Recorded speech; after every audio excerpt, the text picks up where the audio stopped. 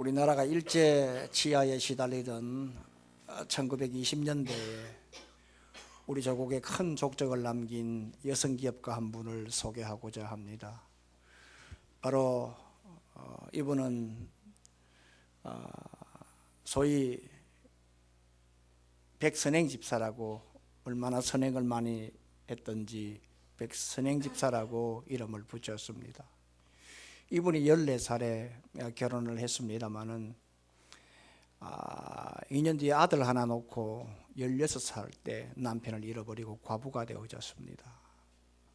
그래서 홀로 시어머니를 모시고 그리고 자식을 키우면서 정말 뼈 빠지게 고생을 했습니다. 노예를 치고 그리고 목화를 이렇게 실을 만들어서 그 실을 가지고 기름을 짜고 음식물 찌꺼기로 돼지를 치고 그렇게 해서 싹바느질을 하면서 악착같이 돈을 모았습니다. 그래서 그를 아는 많은 사람들은 참 독하다 해서 참 구두쇠 백과부다 그랬고, 또한 악바리 백과부라고 그렇게 말을 했습니다. 그러다가 이분이 너무 공고해서 교회 찾아가서 하나님의 은혜를 받고 신앙생활 하기를 시작을 했습니다.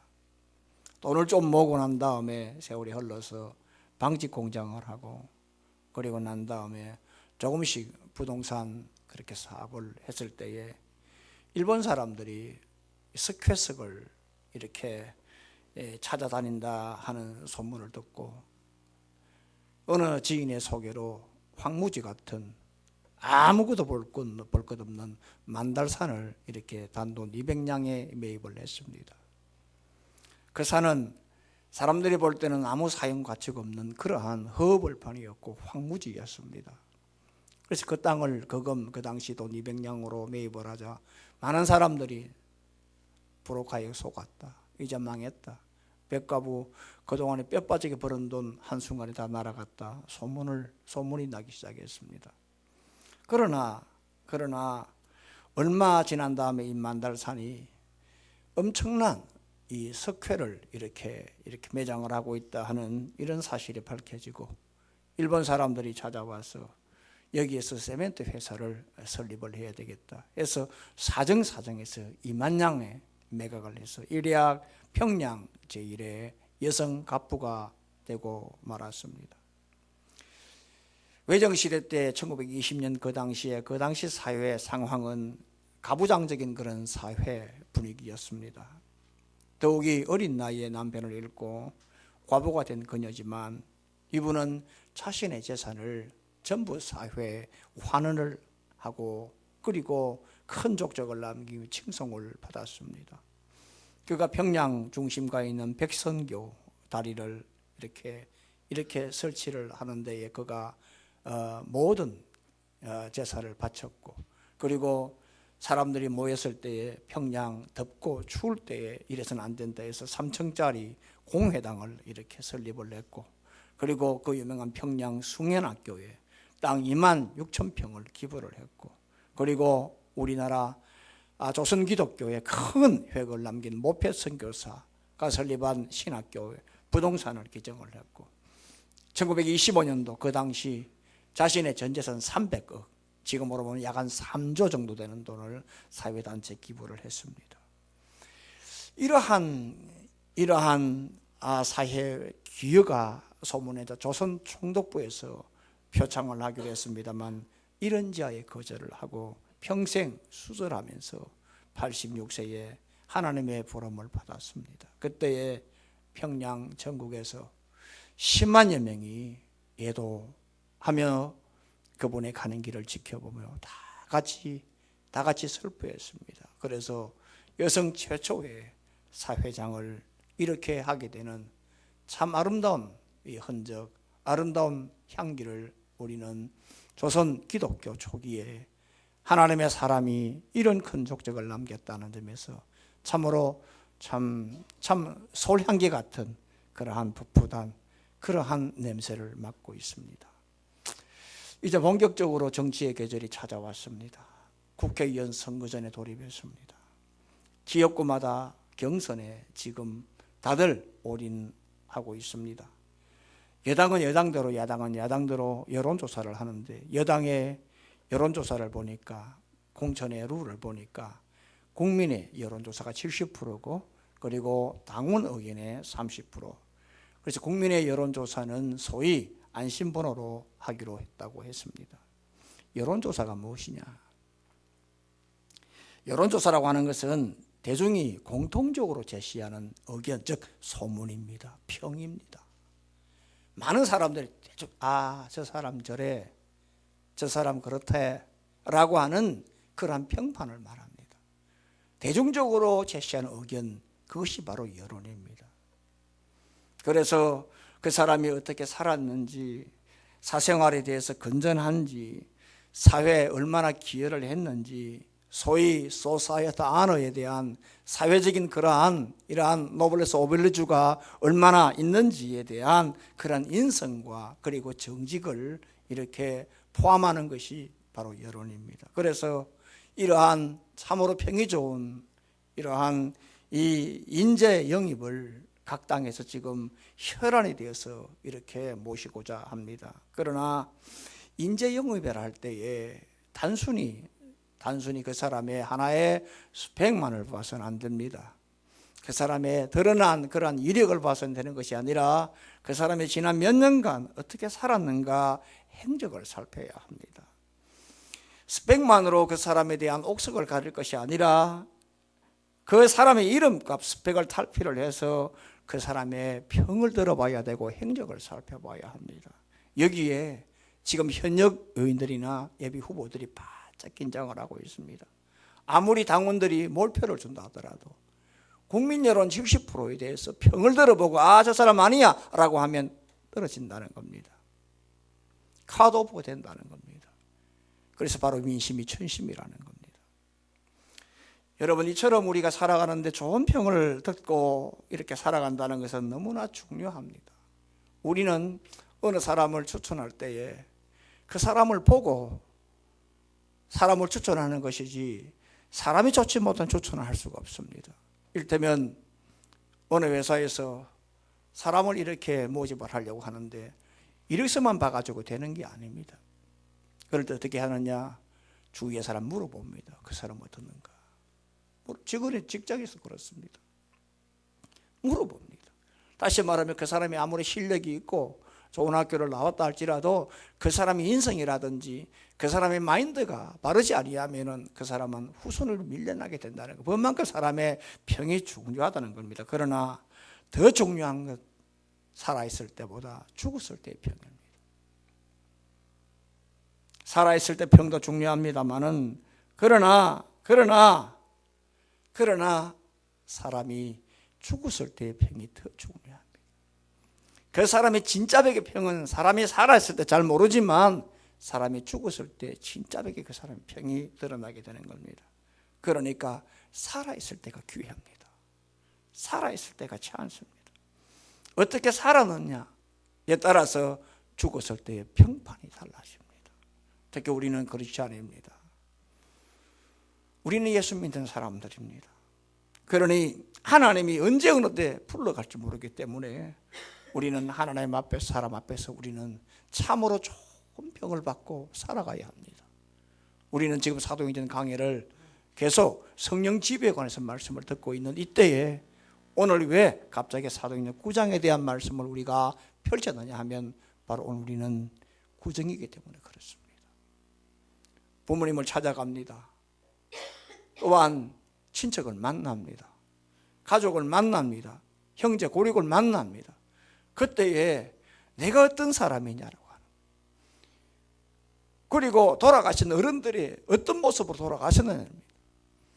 그런 것을 반면교사로 삼아 오늘 우리가 살아있을 때, 이때가 기회라는 것을 아시고 어떻게 하든지 여러분들이 또 저희와 마찬가지로 우리 모두가 다 좋은 평을 듣도록 우리가 하나님 앞에서, 사람 앞에서 우리가 신실하게 겸손한 자세로 이렇게 자식을 키우듯이 부모를 이렇게 겸손하게 모시고 친척을 만날 때에 하나님의 영광되는 귀한 명절이 되고 아름다운 평으로 우리의 인격이 더욱더 빛나는 그런 은혜가 있을 줄로 믿습니다.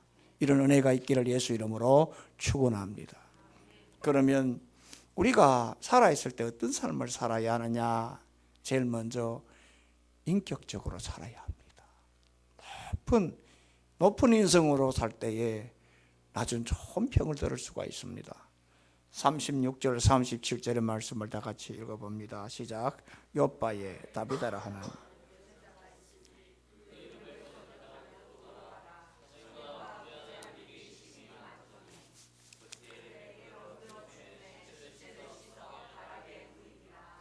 여기 35절 말씀 보게 되면은 지금 32절 33절 말씀 보게 되면 베드로가 루따로 내려갔습니다. 거기에서 33절 보면 중풍으로 침상에 누운 지 8년 되는 애니아를 이렇게 고칠 때에 바로 옆 동네에 욥바라고 하는 36절입니다. 욥바라고 하는 이 동네에 이 다비다가 병들어 죽는 사건이 발생했습니다.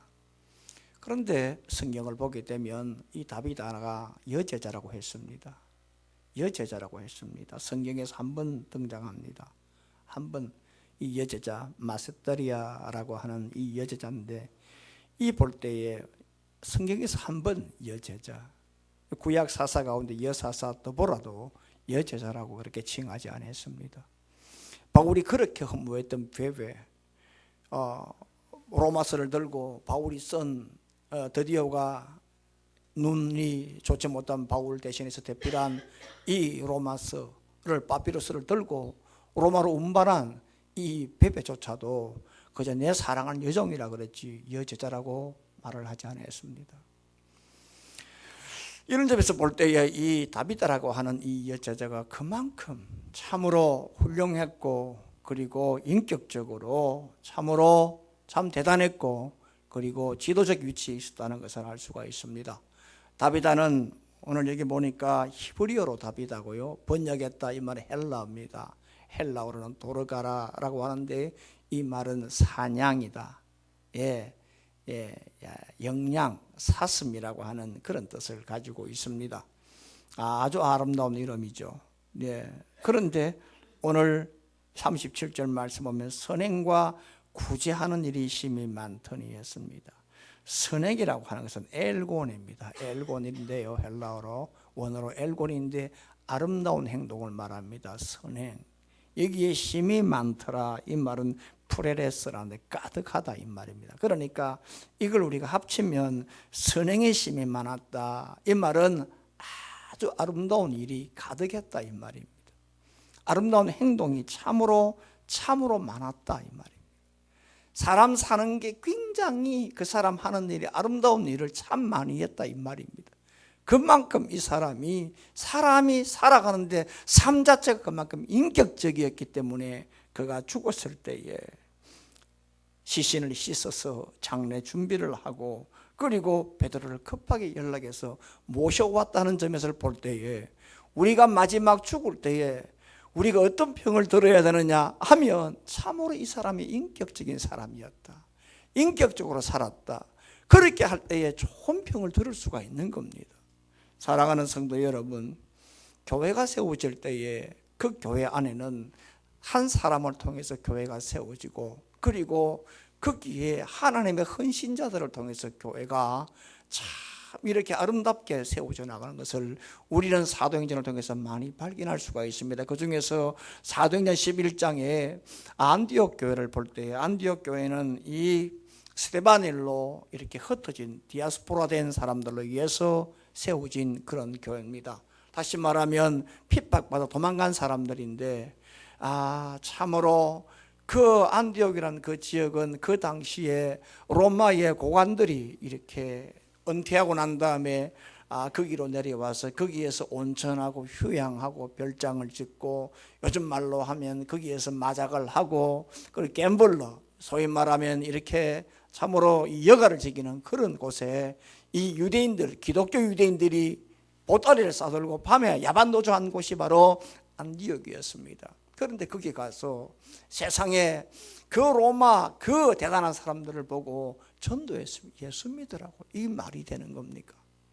말이 되는 겁니까? 한쪽은 예수 때문에 완전히 망한 사람들입니다. 한쪽은 노후를 즐기는 사람들입니다. 잽이 됩니까? 비교가 됩니까? 말이 되는 겁니까? 이게 이해가 됩니까? 그런데도 계속 예수 믿어라 예수 믿어라 그러니까 처음에 이 로마에서 은퇴한 이 참으로 이 참 당당한 사람들이 기가 막히게 말을 하지 못하다가 저 사람들이 저렇게 알거지가 되고 예수 때문에 망조가 된 인간들이 저렇게 예수 하는 게 뭘까라고 그렇게 하다가 성령이 임해서 거기에 수많은 사람들이 예수를 믿는 역사가 나타났습니다. 이런 소문이 예루살렘에 이렇게 퍼졌습니다. 예루살렘 교회에서 도대체 이 안디옥이 어떤 교회냐? 지도자가 없었습니다. 그럼에도 불구하고 전도가 막 일어나니까 예루살렘 교회에서 파송한 사람이 누구냐? 바로 바나바라고 하는 사람입니다. 그래서 바나바가 내려가 보니까 거기는 참으로 성령에 충만하고 참으로 은혜가 많은 사람들이 거기에 있었습니다. 참 작은 제자의 모습으로 사는 사람 너무나 많았지만 바나바 혼자서 자기가 살아가기 너무나 역부족이어서 거기에 타소에 있는 사도 바울을 이렇게 모시러 바나바가 그곳으로 갔습니다. 안디옥에서 바울이 있는 이 다소까지는 거리가 한 175km, 즉 한 200km 가까운 곳이었습니다. 그리고 거기에는 큰 산맥이 있었습니다. 바로 아마노스라고 하는 산인데 해발 2000m입니다. 지금도 제가 성지순례 갔을 때 그 산을 넘었는데 지금도 참 안개, 눈, 구름이 가득 있는 곳이요. 지금도 그렇습니다만 외길입니다. 그 당시 2000년 길이 있었겠습니까? 얼마나 추웠겠습니까?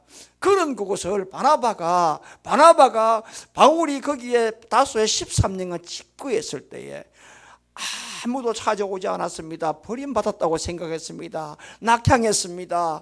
유학하러 갔던 놈이 세상에 예수 때문에 망조가 걸려서 고향에 칩구해서 13년간 아무도 찾아오지 않을 그때에 바울을 만나러 이 바나바가 이렇게 산을 넘고 강을 넘어서 그곳에 갔습니다. 여러분, 바나바가 어떤 사람입니까? 사도행전 4장을 보게 되면 이 사람은 자기의 밭을 교회에 바쳤던 사람이었고 바로 마가복음을 지었던 마가의 외삼촌이었고 그리고 그 어머니 마리아가 예루살렘 여전도 회장이었으며 바나바는 바로 마리아의 동생이었고 참으로 신앙 좋은 사람이었고 그리고 물질 많은 사람이었고 헌신하는 사람이었습니다만 이 사람이 자기의 갑질을 다 던져버리고 그 산맥을 넘어서 사람이 다 버렸다라고 끝났다라고 이제는 소용없다라고 내팽개친 그런 바울을 다리러 자기가 얼마든지 안디옥 교회에서 큰 소리치고 단독 목회할 수 있고 얼마든지 당당하게 그러한 소리를 지를 수 있습니다만은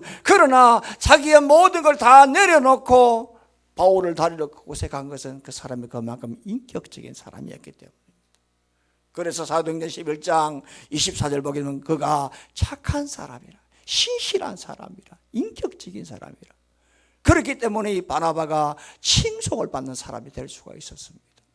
여러분 지금 우리가 사도 요한하게 되면은 참 대단한 사람으로 생각을 하잖아요. 요한 하면 사랑의 사도다라고 하지만 사도 요한 자체가 그렇게 처음부터 그 사람이 그렇게 대단한 사람이 아니었습니다. 사도 요한은 예수님의 이종사촌 동생이고요. 그리고 제자들 가운데 가장 연소한 그러한 사람이었습니다.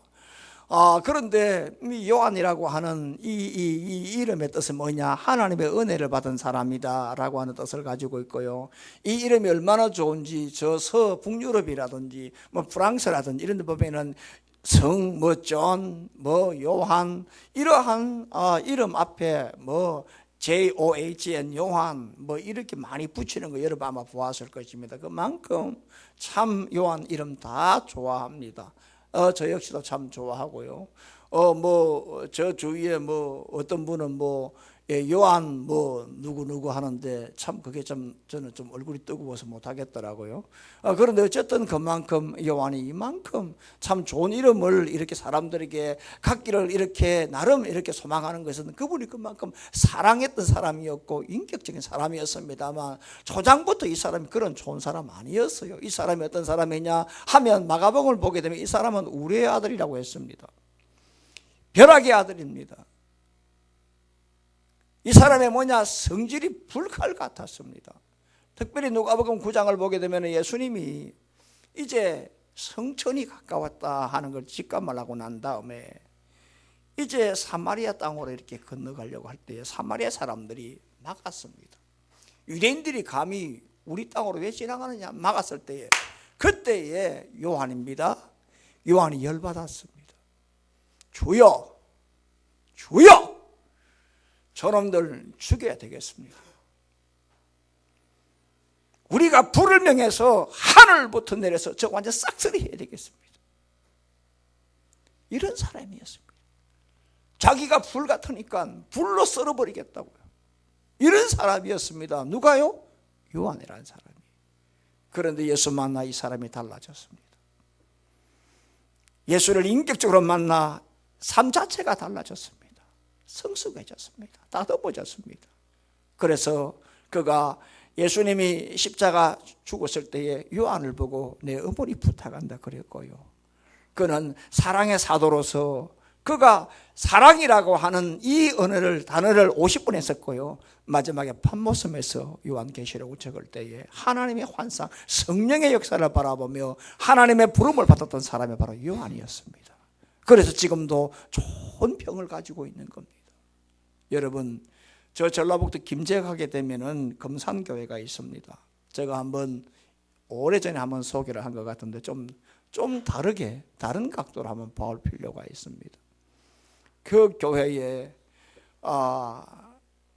세운 사람이 누구냐? 조덕삼이요. 그리고 그 김제에 만세군이 있었는데 거기에 조덕삼이라고 하는 어른이 계셨습니다. 그때에 참 어린 떠돌이가 하나 있었는데 이자익이라고 하는 이 청년 12살이 어립니다. 조덕삼 씨보다. 그런데 이 어린 떠돌이 이자익을 자기 집에 마부로 이렇게 데리고 왔습니다.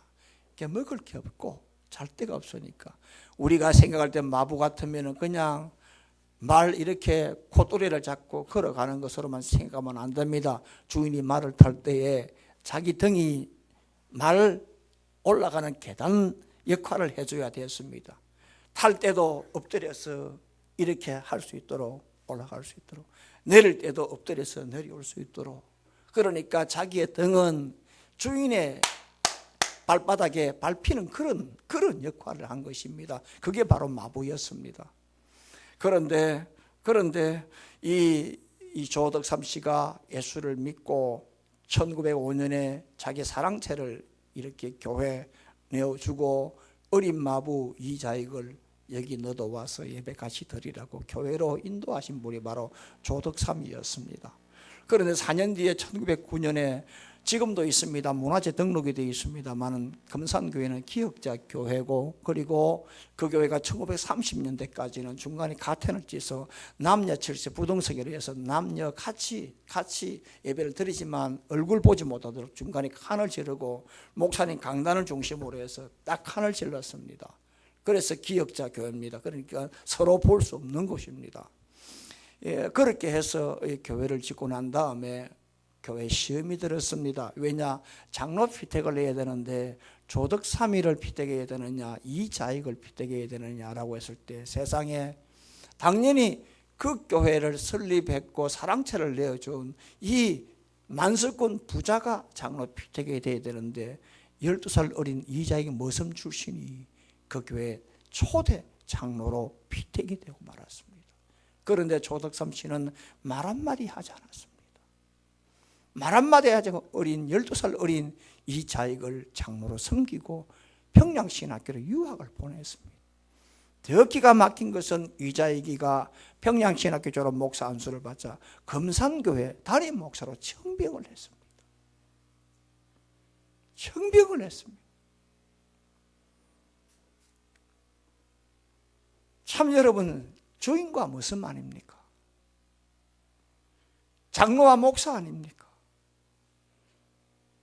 그 교회를 가면 안에 들어가면 냄새가 솔 냄새가 나요. 소나무인데요. 향이 한 번씩 이렇게 나요. 지나가면 바람에 불면.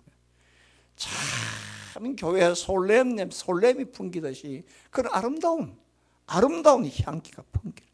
그러니까 지금도 조덕삼 장로가 그러한 삶을 살아 참 우리에게 그 가슴에 새겨줬기 때문에 좋은 평을 듣는 겁니다. 이런 인격적인 삶을 살았기 때문에 지금도 희자가 되고 있는 겁니다. 그분의 후손이 누구냐? 이전에 민주당에 있었던 조순영 씨입니다. 조순영 할아버지가 바로 조덕삼 씨입니다. 전북 김제 정말 뿌리기 좋은, 정말 좋은 집안에 이런 삶을 살았기 때문에 칭송을 받고 평이 좋고, 전북 김제에 가서 조시가문 하면 그냥 눈도 말도 끓이지 않고 그냥 칭찬한다고 하는 그런 말이 될 정도로 그런 삶을 살았습니다. 여러분, 지금 이 시대가 행세 시대라는 시대 아닙니까? 갑질하는 시대 아닙니까? 어느 판사는 너무나 억울하게 찾아온 그 피해자를 보고 변론하는 시간을 주는데, 세상에 당신에게 지금 시간이 없으니까 변론하는데 1분 주겠다. 1분 주겠다. 더 이상 들을 거 없다. 똑같은 거다. 1분 주고 끝낸 판사가 있답니다. 그러나 또 어떤 판사는 이혼 사유를 4시간 동안 들어준 판사가 있다고 합니다. 엊그제 보니까 보도에 났습니다. 이런 판사가 있어야 된다. 어떤 판사는 변론 시간 1분 주고 끝내버리는 그런 판사. 어떤 판사는 가만히 들어주는 거예요. 그러니까 우리나라 입법부, 저 입법부, 지금 여의도 있는 저 동네 아닙니까? 저 동네 얼마나 지금 몰상식한 동네입니까? 그리고 사법부에 있는 이 판사들, 판사들 중에서도 얼마나 몰상식한 판사가 있습니까만은, 그러나 들어주는 판사가 있습니다. 우리가 예수 믿는 사람으로서 어떻게 살아야 할 것인가? 그리고 마지막에 죽을 때 우리가 어떤 병을 들어야 될 것인가?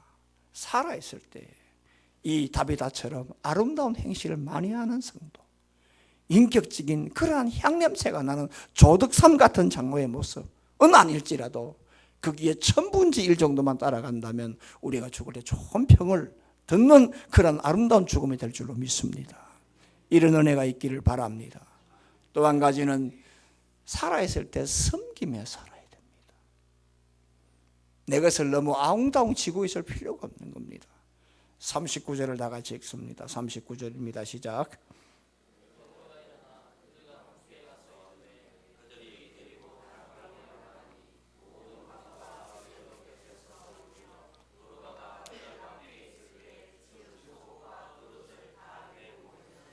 베드로가 이 요바에 도착했을 때 많은 여인들이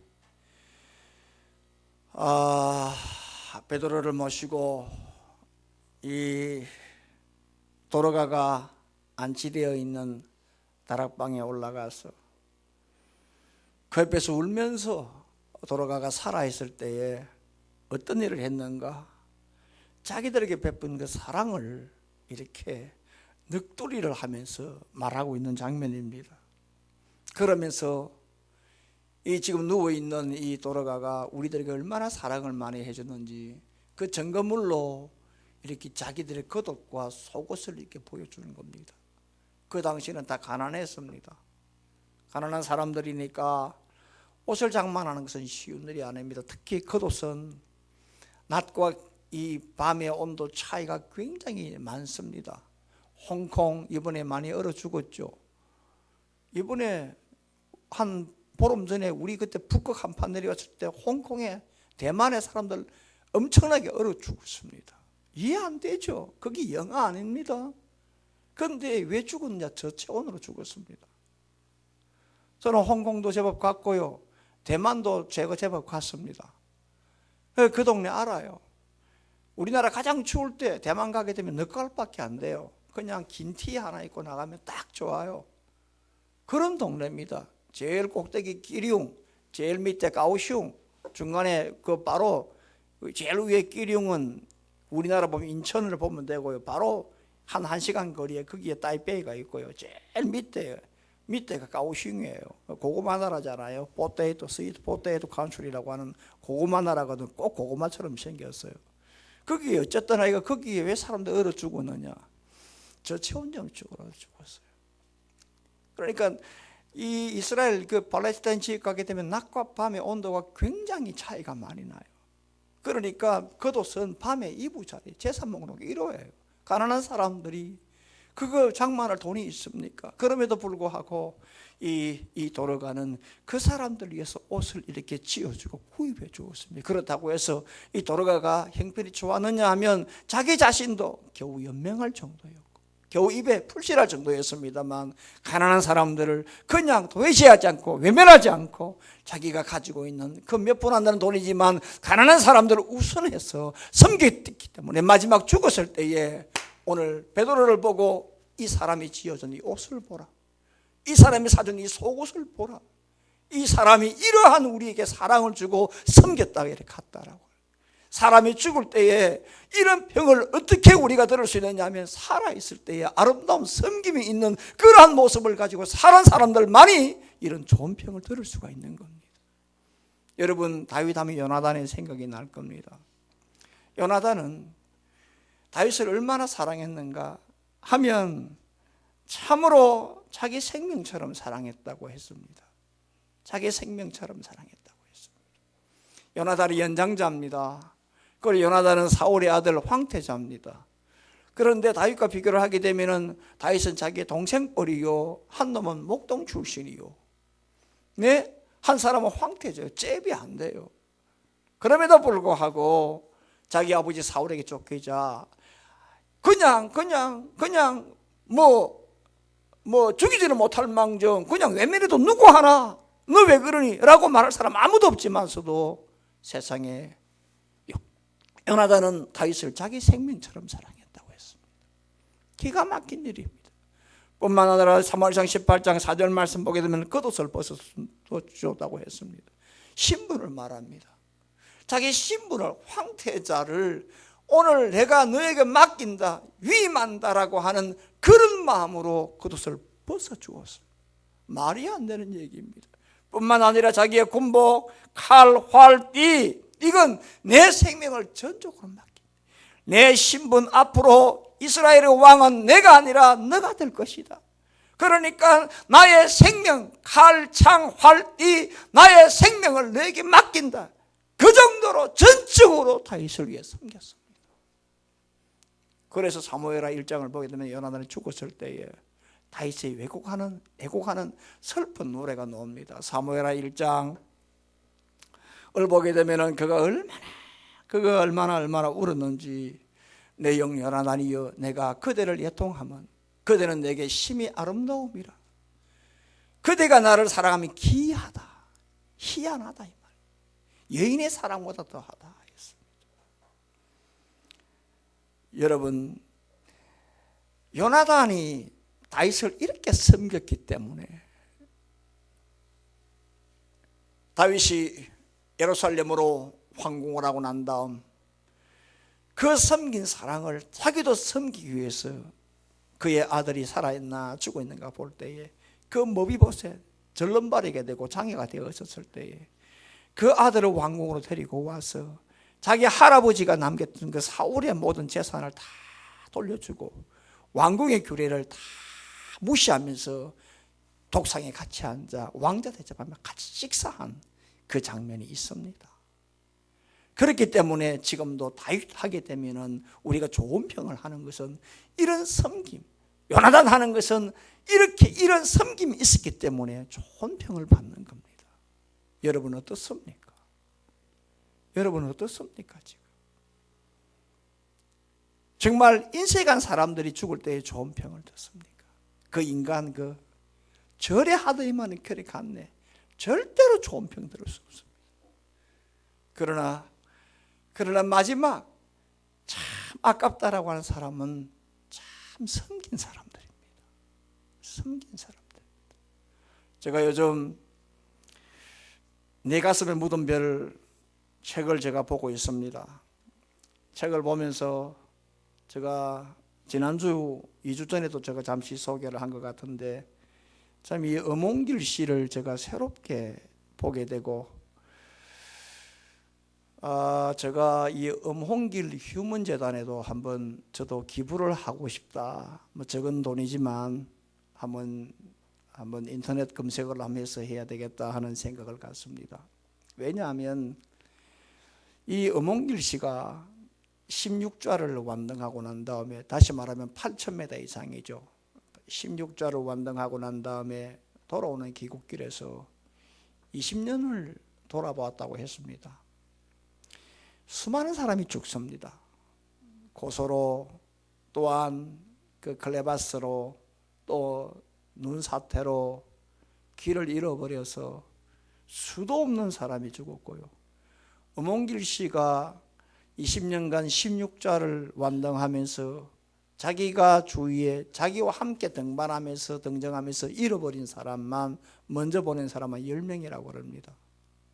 그런데 돌아오면서 비행기에서 왜 히말라야가 나를 이렇게 살려주었을까? 그 사람 자연인입니다. 예수 믿는 사람이 아닙니다. 우리 같으면 왜 하나님이 나를 이렇게 살려주었을까? 라고 할 건데, 그 사람은 하나님이 왜 나를 살려서 다시 돌려보내줄까 생각했다고 했습니다. 그 이유를 가만히 돌아보니까 네팔이라고 하는 그 나라에 딱 삘이 꽂히더랍니다. 네팔은 지금도 GDP가 500불도 되지 않습니다. 참 못 사는 나라입니다. 하루에 정전도 서너 차례 있다고 합니다. 그리고 빈부격차가 너무 심하다고 합니다. 그런데 베이스 캠프를 치는 한 5,000m 정도 되는 그 지역에 가게 되면 3,000m까지 사람이 산다고 합니다. 그런데 거기 가게 되면 아이들이 있는데, 거기는 세상에 그 아이들이 얼마나 추운지 얼굴이 불어 터지고요. 꼭 우리 어릴 때 60년대 우리 모습이에요. 우리 어릴 때에 여기 다 멀쩡하지만, 저나 우리 여기 나살깨나 몸 코 흘리면 시까지 내려오잖아. 하면 쑥 들어가고, 그죠? 안 그런 척하고 있는 다 그랬어요. 다 그래 살았어요. 손 보면 손이 새카매가지고요, 까마귀가 앉아도 모를 정도에 새카맸고요. 얼마나 때를 안 뱉겠는지 쩍쩍 갈라지고 이러면 피가 나고 이랬어요. 그게 우리 모습이었어요. 다 그래 살았어요. 우리 얼굴은 얼어가 뻘겠어요. 그게 지금 네팔의 어린이들이에요. 거기에서 야크를 키우고 감자를 재배하고 옥수수, 애들이 영양실조가 걸렸어요. 이런 아이들에게 뭘 해줄까? 히말라야를 바꿀 수 있는 것은 뭐냐? 바로 이 아이들을 공부를 시키는 것이다. 그래서 학교를 세우자 해서 이분이 2008년도 엄홍길 휴먼재단을 설립을 해서 독지가들에게 도와달라고, 그래서 회원을 모집했다고 합니다. 회원을 모집했다고 합니다. 그래서 학교를 이렇게 설립을 하는데, 거기에 그 학교를 짓는 그 지역은 옛날 자기와 같이 이렇게 등정하다가 먼저 이 땅을 떠난 그 세레파들 그 고향 그 집, 그러니까 일찍 아버지를 여기니까 얼마나 힘든 중에 더 힘들더라는 겁니다. 그러나 이 아이들을 공부를 시켜야 앞으로 이렇게 세상을 살아갈 수 있기 때문에, 자기가 그것이 오늘 진 빚을 섬기는 것이 그 빚을 갚는 거라고 하는 거예요. 그래서 학교를 짓고 세우면서 그 학교를 지을 때 아이들을 좋아하지만 그보다 더 감격이 자기에게 있더라는 겁니다.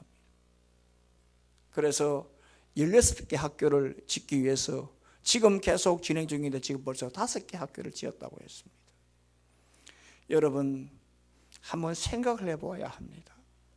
창세기 8장 22절 말씀 보면 중요한 말씀이 있습니다.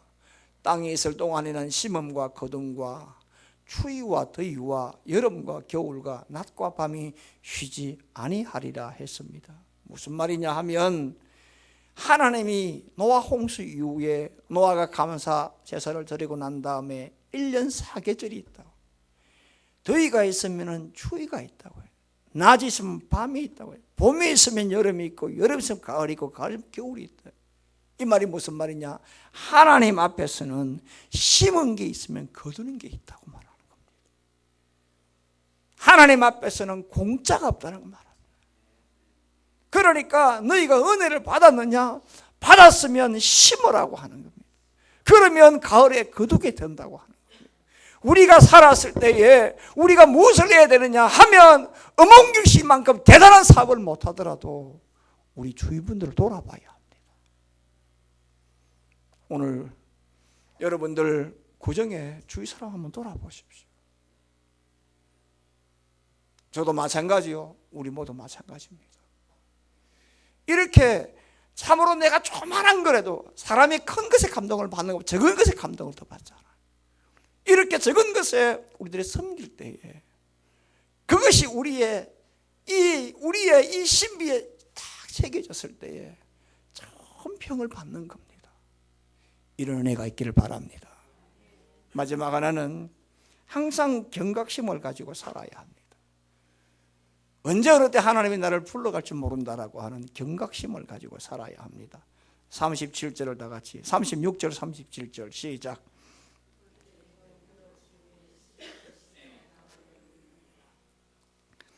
(36절) 37절 다 같이 읽습니다. 시작. 요바의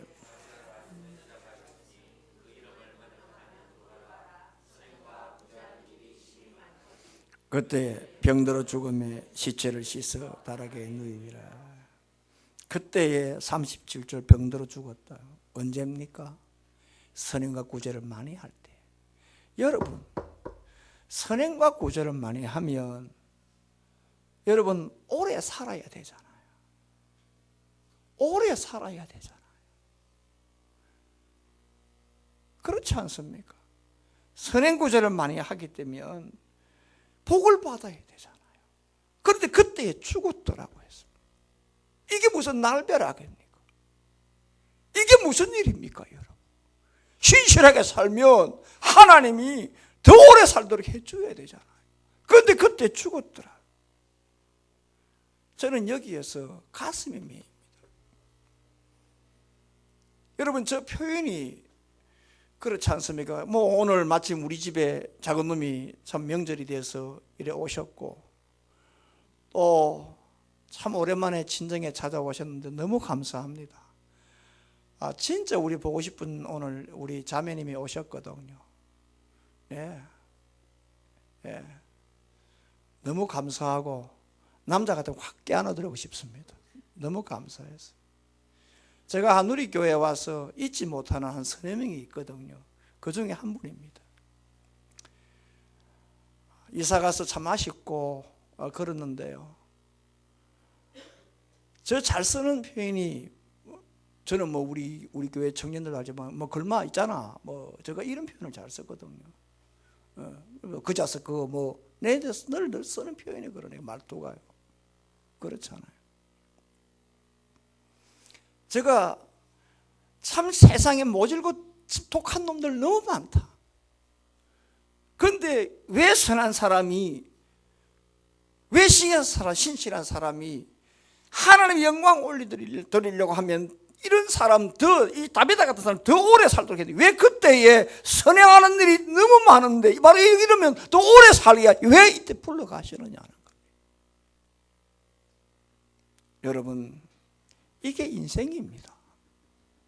이게 인생입니다. 어떤 사람이 좋은 평을 받느냐? 희미한 사람들, 하나님이 언제 불러갈지 모르는 이런 사람들은 늘 하나님을 의식하며 살게 되는 겁니다.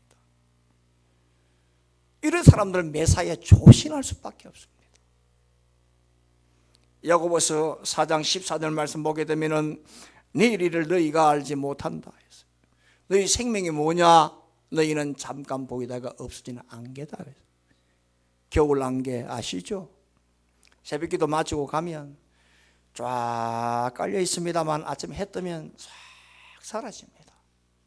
그게 겨울 안개입니다. 인생이 그렇습니다. 화려했던 쭉쭉 빵빵 어느 순간 사라지고 어느 순간 그냥 두루박에 떨어지는 물 한 방 같은 별볼이 없는 존재가 바로 우리 인생입니다. 그래서 시편 39편 5절 말씀 보게 되면 나의 날을 한밤의 길이라고 했습니다. 내 인생 자체가 시편 39편 5절 39편 5절 말씀 보게 되면은 오늘 사람이 그가 든든히 선 그때가 언제냐? 모든 게 다 허사라고 했습니다. 인생 자체가 마지막에는 한 뼘의 길이만큼 그것밖에 안 되는 걸. 그것밖에 안 된다는 겁니다. 그러니까 오늘 내가 든든히 서 있는 때도, 내가 잘 나간다 할 때도 그 모두가 다 허사라고 말씀합니다. 허사는 입김을 말합니다. 숨결입니다. 그러니까 인생 자체가 불과 한 뼘밖에 안 된다는 겁니다. 그러니까 흔적 없이 사라지는 것이 인생이라고 하는 겁니다. 그러니까 경각심을 가지고 살아야 합니다. 긴장해야 됩니다. 엊그제 목요일 날 우리 초장로님이 형제처럼 생각하고 또 우리 교회 한 번씩 오셔서 예배드리고 참 신실한 한 분, 우리 하양준 집사님이 목요일 날 하나님 부름을 받았습니다. 50도 안 됐습니다. 아직 쟁쟁합니다. 지금 어떤 시대입니까? 전해라 시대? 못 가겠다 전하라 시대 아닙니까? 억울해서 못 가겠다 전하라 시대 아닙니까? 100세 시대 아닙니까? 그 노래를 150까지 놓더라고요. 그런데 3분의 1도 못 산 사람입니다. 하집사님은. 그런데 부름을 받았습니다. 우리 초장로님 참 충격받았을 겁니다. 저도 정말 충격받았습니다. 우리 해양경찰 목사들 다 놀랐습니다. 왜냐? 바로 그 전날 수요일 날 매주마다 체포를 인도를 하는데 수요일 날 우리 성경석 목사가 체포를 인도를 했어요. 수요일까지 체포를 인도할 때 같이 웃고 교제하고 식사했대요. 그런데 그 다음날 돌아가셨어요.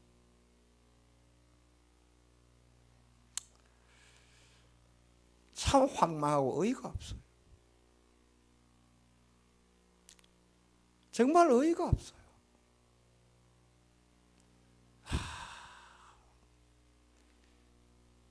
우리 교인도 아닙니다만은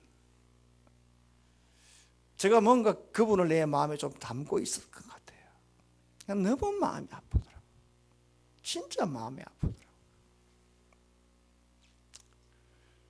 그래서 내가 이때 뭘 해야 될까? 그래서 오늘 본문을 편 겁니다. 아시겠습니까? 거기에 몰입을 하다 보니까 성경을 보다가 이 본문이 구정을 맞이해서 이 본문이 다 와닿더라고요. 그래서 이 본문, 성령이 감동 주는 이 본문으로 강론하자. 그래서 사도행전 성령 지배 시리즈 준비한 거, 반 준비한 거 딱 적고 그 다음에 하고. 인생이 그렇습니다. 어느 목사님이 엊그제 나보고 그러더라고요. 오 목사, 이제 우리 나 60인데 80까지는 살아야 안 되겠나? 이제는 우리가 관심 가지고 있으면 건강밖에 없다. 오래 살자. 나 싱긋이 웃었습니다. 지 마음대로 되나? 지 마음대로 되나? 하나님 불러가시면 가야지. 지 마음대로 되나? 여러분, 인생이라고 하는 것은 하나님이 언제 어느 때 불러갈지 모릅니다. 인생은 화무 11호입니다. 화무 11호 이 인생, 왔다가 순식간에 사라지는 이 인생, 우리는 항상 경각심을 가지고 살아야 합니다. 그래서 베드로전서 1장 17절 말씀에 나그네로 있을 때에 두려움으로 지내라. 제가 왕왕하는 얘기죠. 두려움이라는 것은 공포가 아니라 하나님을 의식하는 거예요. 우리 인생은 나그네라고 하는 거예요. 안개라고 하는 거예요. 왔다가 가는 거예요. 한 뼘의 길이밖에 안 된다는 거예요. 든든히 설 때도 허사라고 하는 거예요. 이것이 바로 나그네 인생이에요. 그러니 우리가 언제 어느 때 주야장창 오래 살고 천만에 뭐 내가 괴가는 거 하나님 훅 불면 사라지는 게 인생이에요. 그러니 하나님을 생각하고 의식을 하고 경각심을 가져야 합니다. 주님 내게 오시며 나 어찌 말할까 멀리 방황하던 나 불쌍하리 죄인. 주님이 나를 부르시면 내가 무슨 말을 할까? 내일 구정입니다. 가족이 모이면 이전에 어른 말씀을 할 것이고, 가족이 모이면 형제 얘기도 할 것입니다. 그렇다더나 그래 이런저런 소리가 들 것입니다. 사람 사는 거 평이 중요합니다. 이 평이 쌓여서 내 죽을 때에 평판이 됩니다. 우리 모두가 다 한번 생각해야 할 것은 내가 죽었을 때 누가 울어줄까? 과연 그 죽음이 어떤 죽음이며 그 울음이 어떤 울음일까? 정말 애곡하는 눈물일까? 아니면 자연인이 그냥 이 땅을 그저 떠난다라고 하는 그 하나의 슬픔 때문에 흘리는 눈물일까? 우리 모두가 다 다시 한 번 더 인격적으로 섬기며 경각심을 가지고 하나님 앞에 살 때에 좋은 평을 받으면서 내가 죽을 때 참으로 경외하는 눈물을 흘리며 아름다운 그러한 인생을 살아가는 우리 모두가 될 줄로 믿습니다. 이런 은혜가 있기를 예수님의 이름으로 축원합니다. 살아계신 하나님 아버지여, 감사합니다. 하나님께서 이 땅을 창조하시고